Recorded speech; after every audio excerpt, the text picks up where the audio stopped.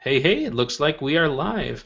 Hello, everybody, and welcome to the Because Money podcast, episode 9. I'm Jackson Middleton, one of your hosts this evening. Unfortunately, we don't have a guest tonight, and that's by design because we wanted to basically hog the microphones and talk about the Canadian economy. So, with me is Rob Engen from Boomer and Echo and Sandy Martin from Spring Personal Finance. They are both fee-only, fee-for-service, advice-only financial planners, however you want to call it. I certainly am not, but I am on a 52-week money challenge and hope to be in a couple of years in the place that they're at. So thanks for joining us. If you want to talk about what we're talking about, join the conversation on Twitter using the hashtag BecauseMoney, or I just, for the first time in my life, enabled a Q&A app on Google+.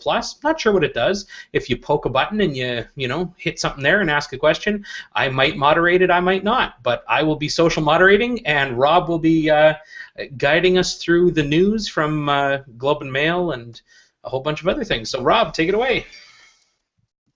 Thanks, Jackson. Yeah, I read an article in the Globe and Mail today. I guess the Bank of Canada released its forecast of the year, and they've been when Mark Carney,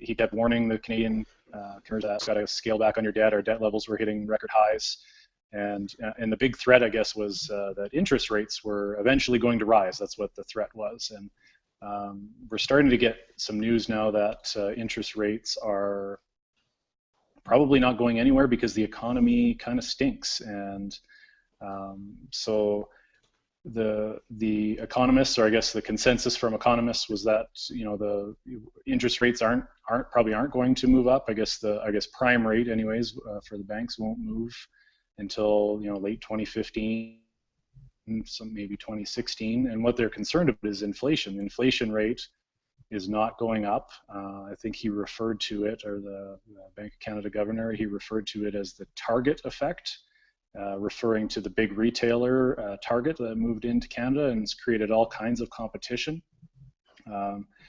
Sobeys, who has recently purchased Safeway, and then Superstore, or Loblaws, which has purchased Shoppers Drug Mart. So all the Canadian retailers are gearing up for this big war, and what they expect is that it's a price war, and that prices will go down. And so what's interesting is they're saying that inflation is low and they're concerned about it. And I guess we don't want to talk about the macro trends here, the big economic outlooks. We want to talk about what that means for consumers. And I thought I'd throw it over to Sandy here and talk about, you think about your household bills, and especially with the this Target effect and the big retailers.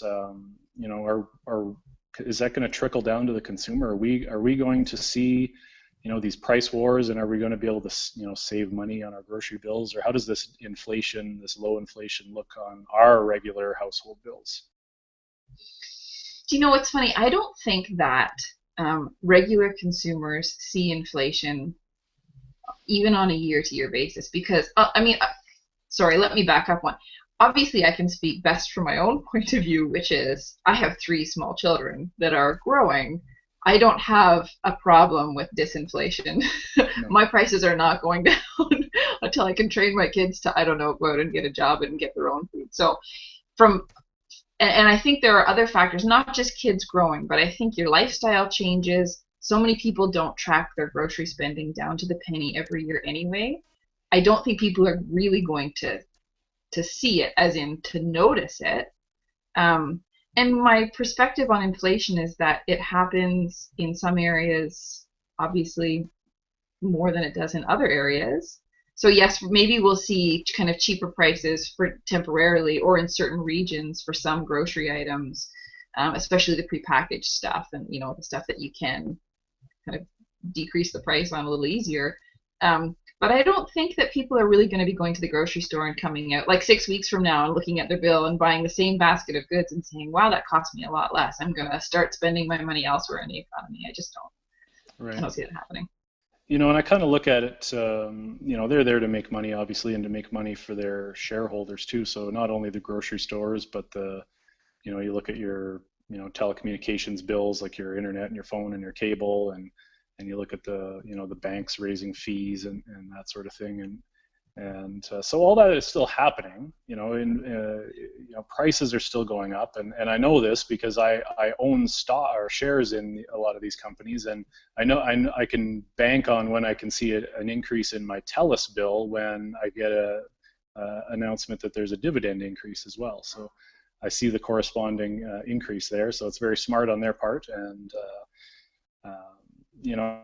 but consumers aren't going to see these savings. It's savings that's going to trickle down to either the shareholders or to the bottom line of these companies. Is that a more accurate way to describe it?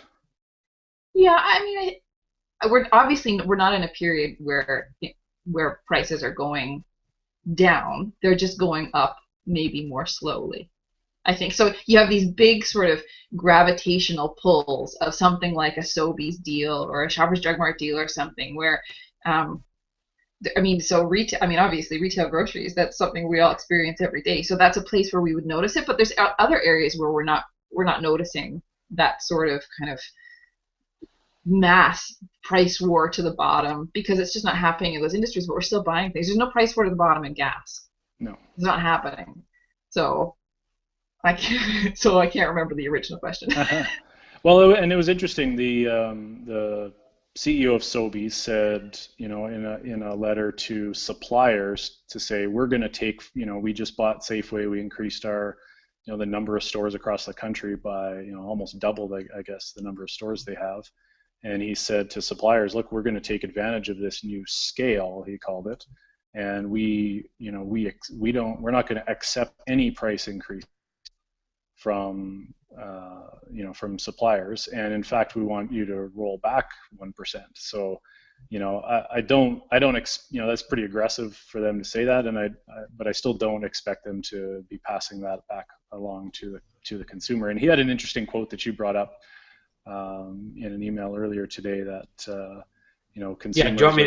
Yeah, do you want me to read that one? Read that. Yeah, because I've got it ready because that's exactly what I wanted to talk about as well.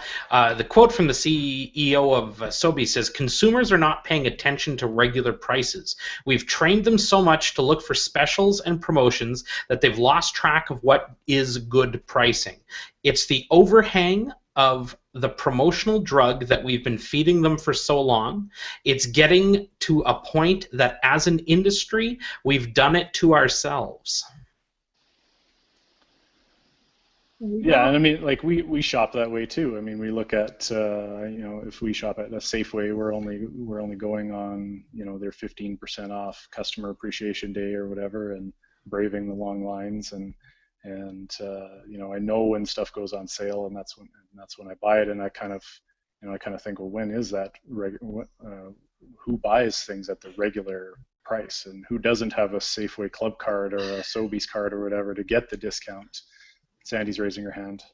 Yeah, I've always been that guy too. I've never cared. Yeah, I've got a good understanding of what the prices of things should be, but yeah, I'm going to be honest.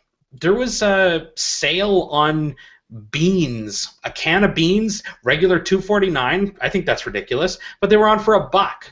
So I bought 5 cans and then came home and then said to my wife, we should buy more beans. So we actually went back, loaded the kids up, and we bought 60 cans of beans. I have never done that before, but yeah, I mean, I'm starting to look for the sale. I actually do shop at Sobeys. I find that although Sobeys is a little bit more expensive, I find the quality of food is just better. I don't define the best food out there as the cheapest. I don't want cheap food. I want good food, and I like Sobeys for that reason. But some of their stuff is just outrageously priced. Like regular price. The difference between Kicking Horse coffee at $17.99 versus London Drugs on special for $10.99, $7 more for coffee. I'll buy 3 of those. That's $21 for the same exact coffee. Just going to a place that's closer to my house. Yeah, I think I think the stores have trained us in a way to become these, sale shoppers, and the problem is we just really don't do it because we're lazy. Well, I would say the general public, me included, for the last 34 years has been extremely lazy, and just we don't shop like that because, whatever. Well, but also, of course, I mean, a grocery shopping, a grocery store sale is of course, an incentive. The grocery store is incentivizing you with the whole. I mean, obviously the staples are on the perimeter, so you have to go through the store. We all know those. Those are kind of, they feel like urban legends now. That if you only want some milk, you have to walk through the frozen fruit section. But I mean, it's very easy to feel like you're making a difference in your food budget if you're not somebody that plans to go in and I'm only going to buy the stuff that's on sale. Well, that's not really going to get you very far if you get home and all you have is 60 cans of beans. You're going to be further ahead. I mean, obviously, I'm not saying that you did it this way, but if all you do is go to the grocery store and buy things that are on sale, but you're not thinking about how they're going to go together and actually like create meals, then you've played the game and the grocery store won. And that's fair, but this afternoon for lunch, we had beans and pasta sauce and turkey meatballs. That's right, baby. We used the beans, and we're actually using them, which is, it's kind of bonkers, but it's good protein. But Noel's joining us. Good to have you here. Hi, I like you on the Twitter. He says, life can be cheaper if you look for the savings. Your current providers aren't just going to cut your bill because money. And then Scott Enns says, in response to my question, currently talking about but no. From your point of view, is regular life in Canada getting cheaper or more expensive? Scott says, definitely feels like we're often being nickeled and dimed to death, more expensive all around. I'd agree with him. I mean, I see this, and Sobeys is not accepting any price increases, and I just say, yeah, as if we'll actually see that on our bottom line. They're not going to pass that on. That's just the way their company's going to make more money. Well, good for them, but certainly don't pretend it's for my best interest. Yeah, and like kind of going back to the buying 60 cans of beans, when we were just starting out and struggling and you have a budget and really that's what you had to spend on food, and so I could see a sale and I'd buy 2 cans of beans because that's all I could afford. I may have had the foresight to say, hey, this is a really good deal and I could take advantage of this for the next 3 months, but I don't have the money to buy that, right? And so now we're in the position where we not only is it a money thing, but it's also like a storage thing too. Like, is it something you could freeze and you can still use it, or do you have a pantry that you could actually, store your 60 cans in? And so now we're kind of in that place where, if we see something that we know we eat on a regular basis, it's not going to go bad, and that kind of goes to the whole Costco trips and that sort of thing. Is yeah, we'll buy it because we know there's this big time savings on the price per unit, and we're going to eat that and we're going to enjoy it. So then you can save, and you might go a little overboard on your grocery budget 1 month because you bought more, but you're not going to have those expenses in the next month, and so I guess it makes sense then. See, and my experience has been a little bit different from that. So when I first started, so maybe, I'd say 4 years ago now is how long I've been kind of very carefully planning my grocery shopping and my grocery budget.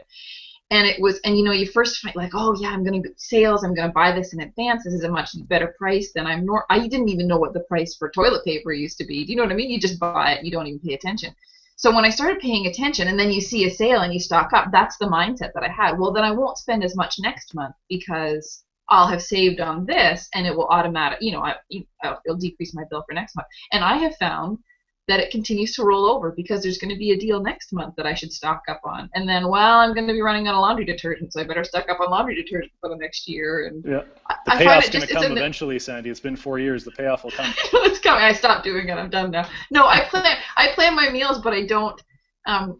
So this always comes. This is the joke that my husband and I have. You can't afford to not buy it. So if it's just because it's a great price, or we've become comparison shoppers. We look at the unit price, but there are some things that just because the unit price is a lot cheaper than it would be if you bought the smaller size of it, we only need or want the smaller size. So I'm happy to pay a slightly higher unit price for something that I'm going to consume rather than rice isn't a good example because we're going to use it, but rather than, let's say if I'm not going to eat that many beans and they're just going to kind of languish in my pantry, there's no point in me paying a lower unit price to have a waste. Yeah, I'll do that with something like olive oil, which I hate buying, but there's a huge bottle that's like $20, but it's ridiculous savings on the price per unit, but I only need a little bit, or I'll only need half the size, right? So yeah. I end up paying more for half the size because I don't want to buy that big one. Or I don't want to fork out the big money for it. Yeah. Noel jumps in and says our family shops sales almost exclusively, no frills, price matches to other stores. We use that to assemble balanced meals. Beans are a balanced meal, Sure. and I got them for $1. I'm new at this. Don't steal my thunder here, people. This is fun. I got 60 cans of beans for $60. It was wild, but yes. So circling back to the Bank of Canada's statement, and they did talk about this target effect in the grocery stores and that sort of thing, but they really only they're concerned about low inflation, and they said really the grocery side of things is only going to account for 0.3% of inflation. So that was just one example, and what was really concerning is it seems kind of bearish on the whole Canadian economy. And so, again, kind of going back, we've been hearing, the housing market is booming, still continues to boom despite, numerous, regulations and certain things we put in place.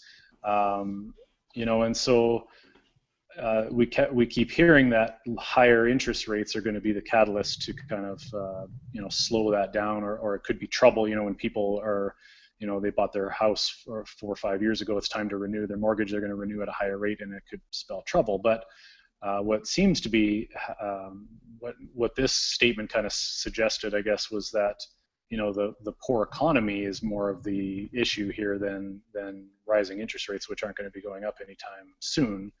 And so, there's some pretty concerning job reports that come out from the federally, but from the private sector, which was like Bombardier and Potash Corporation and Sears. There's some big job cuts there, and so is this really the worry here now? Like, it's if you lose your job, I guess it really impacts, of course, what you can afford. So and that's when the debt comes back to bite you. And I can jump on that one because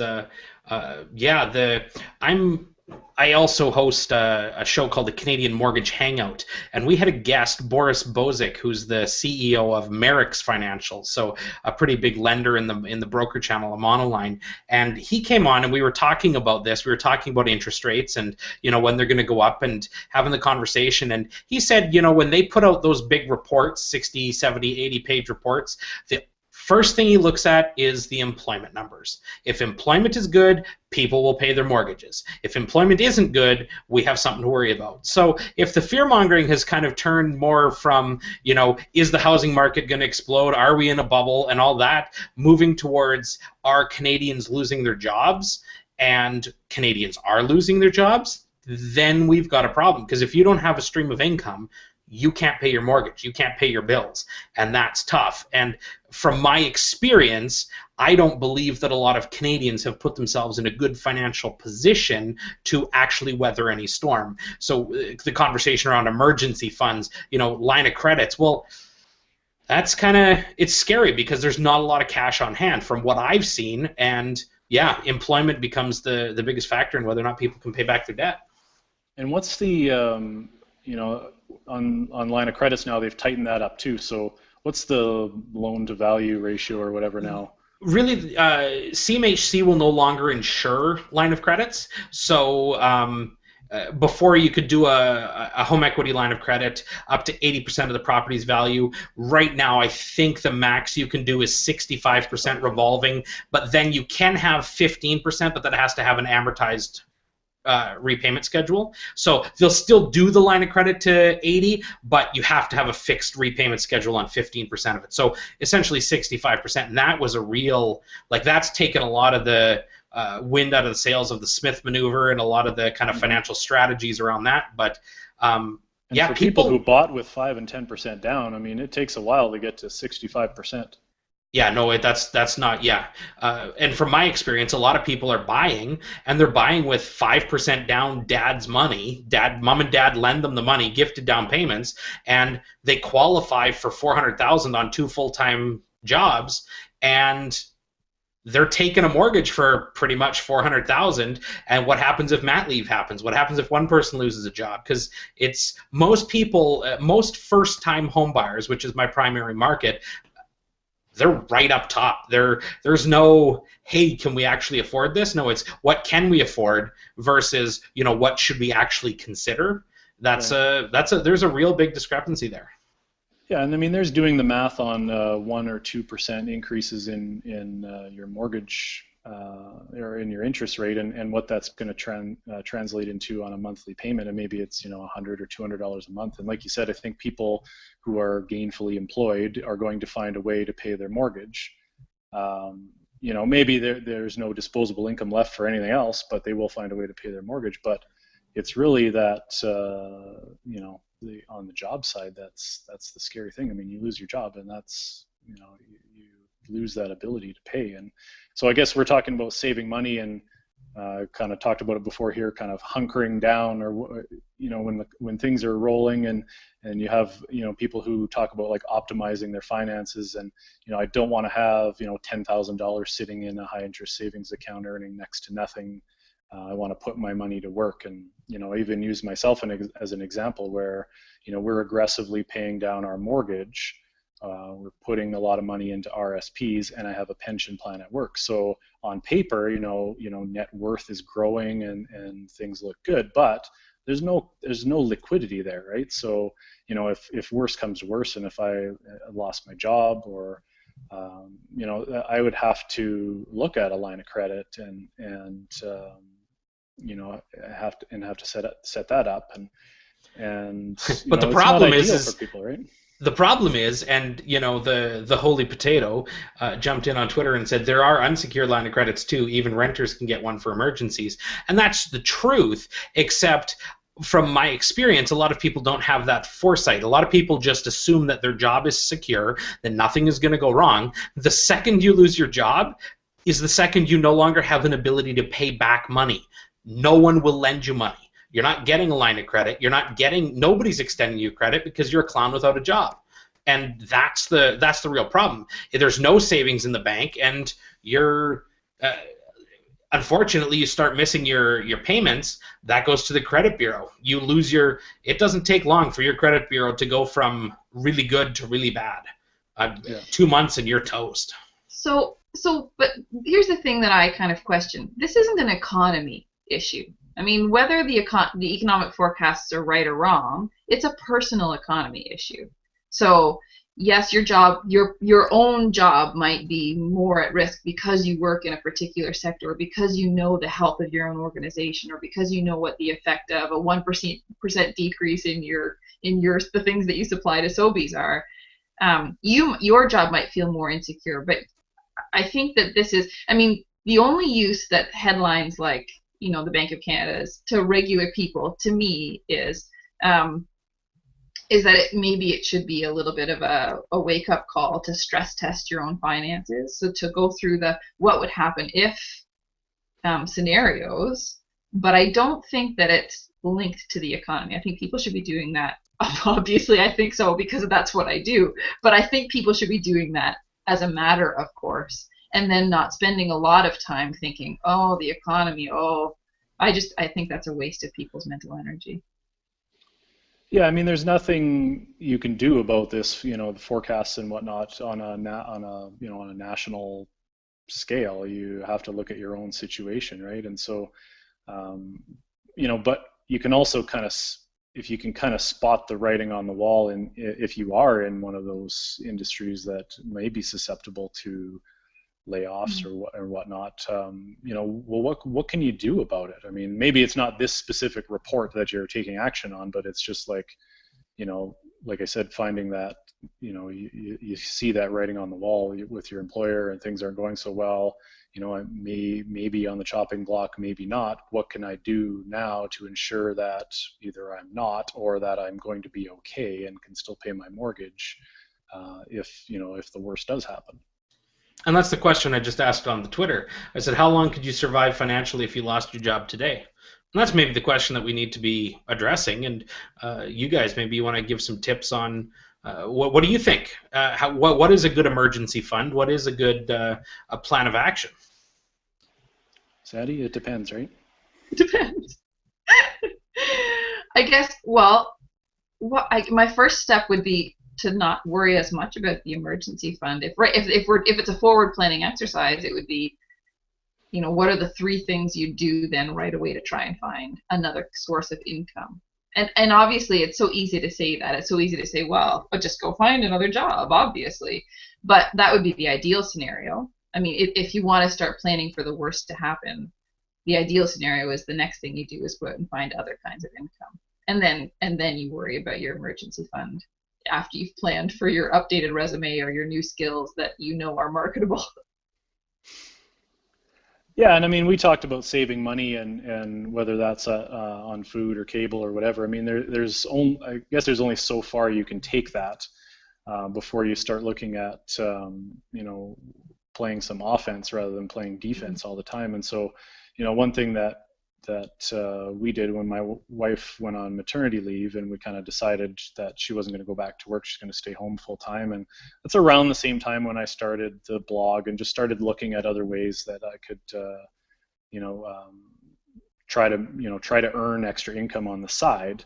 And so whether that was blogging or like freelance writing or whatever. I mean, I know a ton of people that are like, somebody shovels sidewalks or bought a big snowblower for doing sidewalks in the winter, but also does yard maintenance and whatnot in the summer, and it's just a side business, and he's got a couple people on staff and does that, and someone does commercial janitorial and cleaning on the side. Like, all this stuff is happening on the side, and there's always like the old fallback of renting out a room in your house. And just thinking about those scenarios, there's a lot of things that people don't think that they're not willing to do. Like, I'm raising 2 kids here, and I don't want to rent out a room in our basement. That's pretty much out of the question for us at this stage, but 10 years ago it wasn't.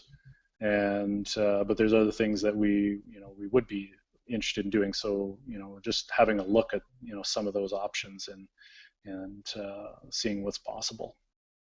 Yeah, and I mean, just like everything else, like retirement planning, like everything else, it's you can prepare so much for a catastrophe, but you can't completely prepare, I don't think, without risking some of the other benefits that you could put your efforts to preparing for every single negative eventuality in your life, maybe towards trying to avoid those in the first place. Or no, that's saying the same thing, but maybe towards putting other systems in place that would make those catastrophes less the catastrophe.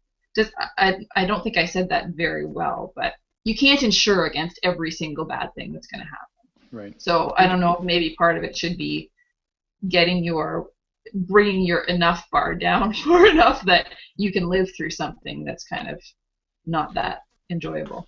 Well, if we hit the Twitter, the potato, he says in a response, roughly 3 years. Haha, what now? Mat leave? Note, this is not in cash, it's invested. So according to the potato, as an emergency fund, you should have 3 years annual salary, I guess, maybe? Wow. That seems a little aggressive, but hey, well done. Scott Dawson, who has a 3-letter Twitter handle at SDD from BC, says, I'm self-employed. It's like that happens every day. Hashtag because money, hashtag hustle. And Timothy Stack says, couple of months, but I'd miss the scotch. But that doesn't count any severance packages. So if he loses his job, hopefully he's got a severance package and can continue to drink the scotch. So thanks for the comments, guys.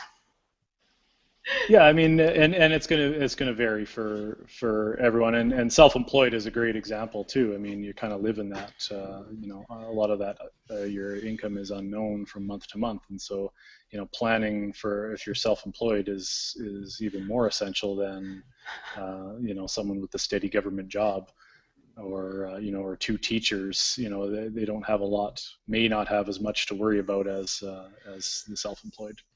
Mm. Yeah, welcome to my nightmare. Yeah, so I mean, we look at, so I guess going back to this whole, the macro trend or whatever, the economy, and so Sandy, you kind of touched on it. Is this just noise? Is it just like it's just another article that's, what I found interesting was that 2 weeks ago, it was, everyone's all worried about the U.S. stopping their bond or buying bonds, and so it's going to bring the bond prices up and put all this pressure on the economy and on Canada.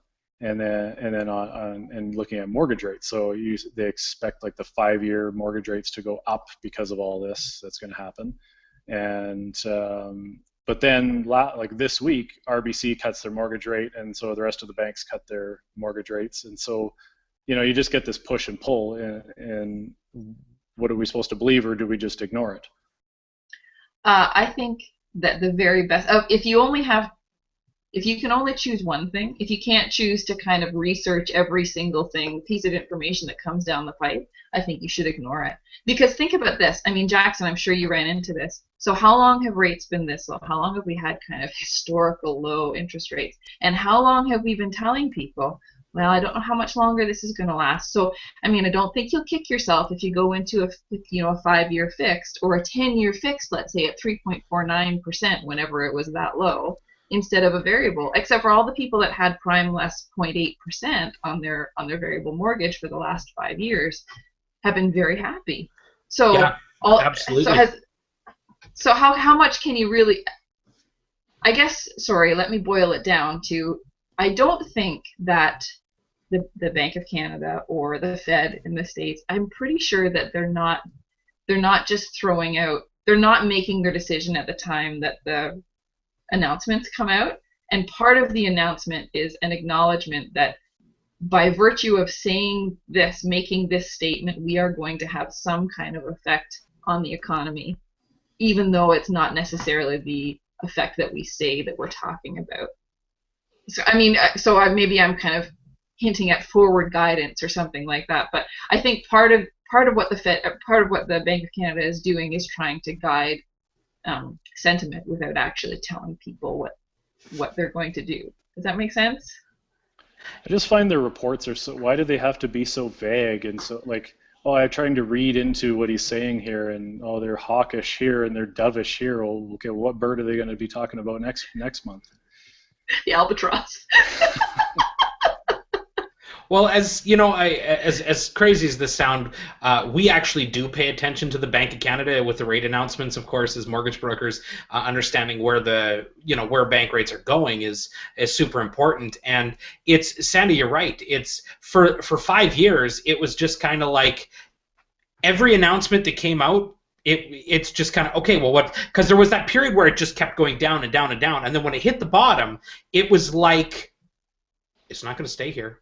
It's not going to stay here. Everybody it's grab not it. And then a year later, it's like, it's not going to stay here. And then 2 years, it's like, well, it's been here for 2 years. It certainly can't stay any longer. And then it's like 3 years, and it was about 3 years that it was for me. It's like, I have no idea. Yeah. Just none. But if you pay attention to the language, and Sandy, I think you're very right there. If you pay attention to the language, this is the first time that the Bank of Canada really actually not this Bank of Canada announcement, the one previous was the first time that they just took off the, hey, it's going to go up in the future. They just removed that clause because it's always been, rates expected to rise in this, and then 3 months later, it's 3 months later. It's just been this walking wall of, don't worry, it's coming, so prepare. And the house prices keep going, and the mortgages keep getting tougher to qualify for. But this is the second time, and it's just like, does anybody really have a clue what's going on? I don't know. But we are at historical low rates. We were at historical low rates 5 years ago. And you're right. I advised people, I said the fixed way is the way to go. I mean, you're locking in a 5-year fixed at 3.29, except that you got prime at 3, and we could have gotten you a variable at prime minus 0.5, so 2.5. Now, is the risk worth it there? I generally like the spread to be about 1% for me to feel comfortable advising it, but for me, it's the reward with a variable is that it goes up and down. There's no going down from 2.5. So that's why I like the fixed, because you're fixing it at 3.29. Ooh, poor you. Like, that's a fantastic rate, especially when people phone me. And the competition in the mortgage industry is, I get the call, hey, do you think you could do 3.19? Well, you understand that your bank offered you 4.89. and I'm getting you 3.29, and now you're trying to work me down to 3.19. It's frustrating, but yeah, I don't think anybody knows what's going on. So one thing that wasn't expected, and I think as you talked about, the 3-4 years it's been in this low interest rates, and the American economy was struggling and whatnot, and so one of the consequences of raising interest rates would be that our dollar would continue to climb, and because it was above par for a while or hovering around par, and that's not good for kind of an export economy like we have, and it's not good on the manufacturers. And so one thing that's probably a pleasant surprise for a lot of Canadians is that the dollar has come down now. So it's pretty much plummeting, I guess you could say. It's in a free fall. It's around 90 cents, I think, today now, and so it's gone down 10% in a relatively short time. So what are the consequences of or the benefits, I guess, to this plummeting dollar, and how do Canadians take advantage of it or not?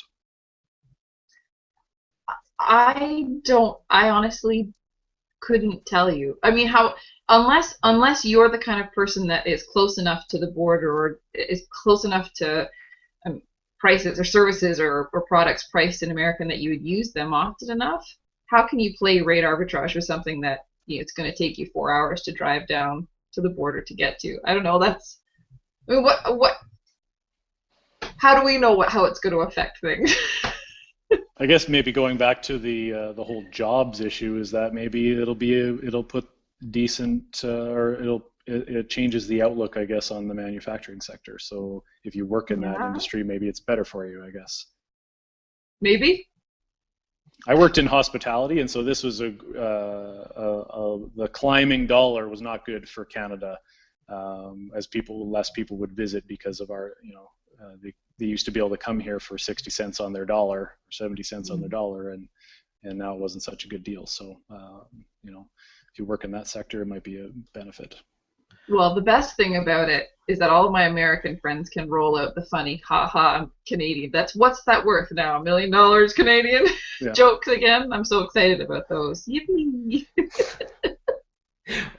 Noel says he's clever, and Noel's been he's on his game tonight. He says, I've seen a lot of personal finance bloggers touting 10K emergency fund, and then he says, so we're pretty confident there will be a significant housing correction in major Canadian cities in the next 20 years.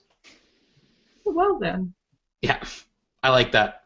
Yeah, that's about as certain as it gets. There will be in 20 years. I don't think they have a clue what's going on anytime, but there you go. Did you find that on, is that on Garth's blog? It's coming. No, his is the Mayan calendar. His is that's right. it's next May. It's next May. No, guys, forget it. It's the May after that. Yeah, I mean, so I guess the bottom line is what we're looking at is maybe we shouldn't be so scared about these reports that come out. We should look at our own personal situation and what's going around in our local economies, but our personal economies as well. Maybe some final thoughts here on if you are concerned about your personal economies, what can you do about that? You can plan. Yeah. It's always the answer. But seriously though, if you know, I mean, you can figure out how much money you're bringing in for real, not just kind of a ballpark, and figure out how much money is going out. I honestly, it's so boring. It's a piece that nobody gets excited about and nobody talks about that much. But if you don't have a handle on how you're spending your money every day, then how do you know how you can deal with some catastrophe in your own personal economy? And Jackson's doing it right now because he's on the 52-week money saving challenge. And I'm going to be honest, I'm very, very encouraged by the people that have been talking with me about 2014, and I get a lot of you've inspired me to do this, and I think it's just people.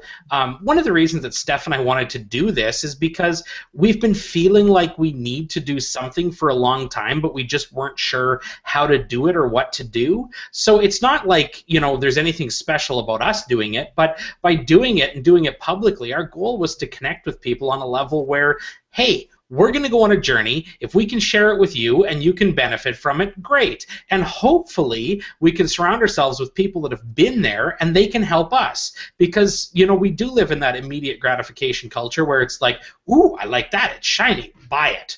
And that doesn't really work well with our idea of financial management. But for us, I'm really encouraged by the amount of people that have said that, I had one girl on Facebook hit me tonight with, 2014 is, the word for 2014 is budgeting. And they're going to take the same challenge we're doing, and they're doing it times 4. I did the appearance on CTV News. The morning live crew hit me, and First Foundation got a call. One of our brokers got a call, and the person just wanted to talk with me because I inspired him to do it, and he's got 5 guys in his workplace that want to do the 52-week money challenge. They just want to figure out how to start it. So I'm going to give the guy a call tomorrow and talk with him and maybe figure out, okay, how do we get more people involved? There seems to be a lot of people that are wanting to do this. They just have no idea how to do it. So once I get my banking in order, I'm not even kidding, bank accounts, I hate them.